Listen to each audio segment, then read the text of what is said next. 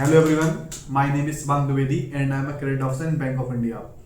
तो ये वीडियो है हमारे सभी उन्हीं स्टूडेंट्स के लिए जो कि अभी टॉप लेवल पे पहुंच चुके हैं। ये टॉप लेवल में इसलिए बोल रहा हूँ क्योंकि वो अगर कोई मॉक दे रहे हैं उसमें उनके नंबर जो है 90 प्लस आ रहे हैं परसेंटाइल में, अगर मैं बात करूँ, और वो प्री क्वालिफाई कर लेते हैं इसलिए, बट वो मेंस क्वालिफाई नहीं कर पा रहे। और अब वो मुझसे पूछा क्या भैया मुझे सेंट्रल बैंक ऑफ इंडिया पीजीडीएफ, अभी तो उनका कंफ्यूजन मेनली यही था कि मुझे ये देना चाहिए, इसको ऑप्ट करना चाहिए नहीं।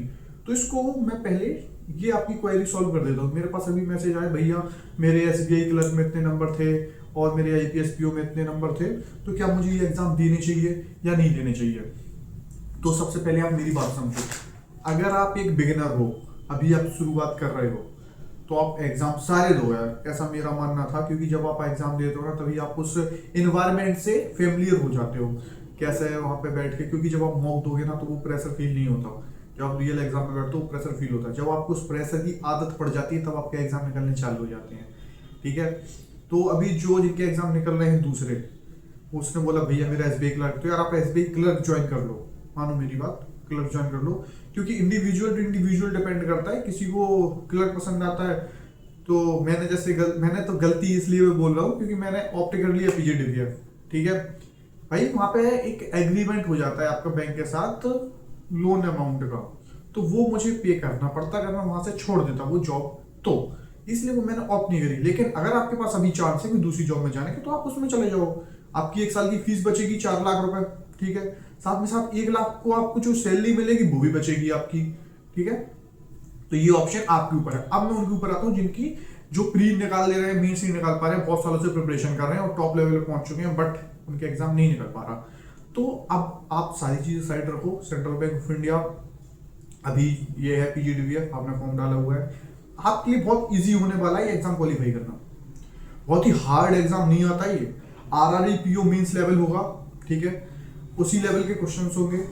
और इसमें जो जैसे सेक्शन आपके इंग्लिश, क्वांट, रीजनिंग और जीए है, सेम आईपीएस पीओ मींस जैसा ही होगा। उस लेवल कम होगा उससे, आरआरई पीओ मींस जैसा लेवल होगा। आप सारे क्वेश्चन सॉल्व कर सकते हो, इजीली कर सकते हो। बट अभी आपको प्रिपरेशन कैसे करनी है? सबसे पहले आप डेली इंग्लिश के कोई भी मॉक देना चालू करो सेक्शन वाइज, ठीक है।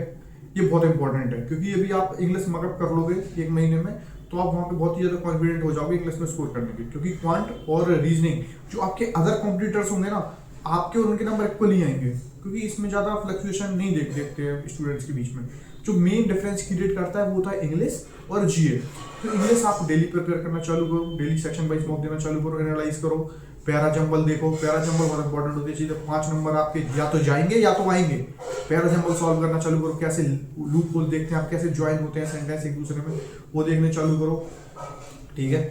उसके बाद आप जीए पे आओ। तो जीए के लिए मैं बोलूँगा, आप तो बेसिकली आप तो डेली कवर ही कर रहे होगे, ऐसा मेरा मानना है। आप डेली की वीडियोस कवर कर रहे होगे, लास्ट 6 मंथ की आपने डेली कवर करके चले हो। अब आप उसको मंथली रिवाइज करो, देन वीकली रिवाइज करो, उसके बाद मॉक दो उनके। जब आपके नंबर जीए में अच्छे आने चालू हो जाएंगे तो फिर आपका एग्जाम निकालने में कोई प्रॉब्लम नहीं होगी, ठीक है, बहुत ही ईजी हो जाएगा आपके लिए। और साथ ही साथ ये सब करने के बाद आप किसी भी साइट पे जाओ, प्रैक्टिस मॉक, स्मार्ट कीड़ा और ऑलिव बोर्ड, बहुत सारी है साइट्स, आप उन पे जाओ। वहाँ पे सेंट्रल बैंक ऑफ इंडिया के मॉक टेस्ट आ चुके हैं, आप उन मॉक को दो, एग्जाम वहाँ पे मॉक दो। आप उसमें देखो परसेंटाइल क्या आ रही है, उनको एनालाइज अच्छे से करो, ठीक है। ये सब प्रिपरेशन करने के बाद आप देखो कि रैंक क्या है। अगर आप कहीं किसी चीज में, किसी टॉपिक में लैग कर रहे हैं, उसको दोबारा से रिवाइज करो। और ऐसा मेरा मानना है जो प्रो है वो एग्जाम क्वालिफाई कर लेंगे ये, क्योंकि इतना टफ एग्जाम नहीं है as compare to IPS, SBI, PO mains, उससे लेवल थोड़ा कम ही होता है, ठीक है। अच्छे से प्रिपेयर करो। डिस्क्रिप्टिव के लिए मैं भी कोई एक वीडियो बनाऊंगा, उसमें डिस्क्रिप्टिव के सारे टॉपिक होंगे, फाइनेंशियल टॉपिक्स होते हैं, ठीक है। ये वीडियो बनाऊंगा किस टॉपिक पे आपको कवर क्या क्या करना है, उनको भी वो आप फॉर्मेट उनके देख लेना, वो ज़्यादा हेल्पफुल रहेगा आपके लिए।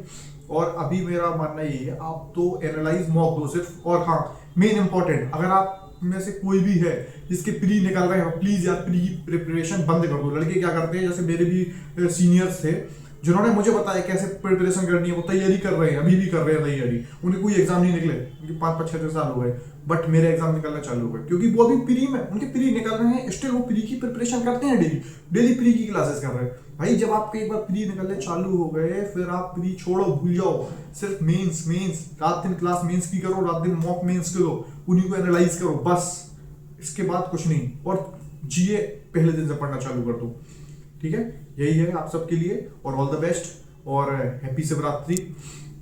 और प्लीज चैनल सब्सक्राइब करके जाना, और मुझे इंस्टाग्राम पे फॉलो कर लो। कोई भी क्वेरी है आने वाली, आपकी कोई भी क्वेरी होगी उस पर भी वीडियो बना दूंगा। Thank you.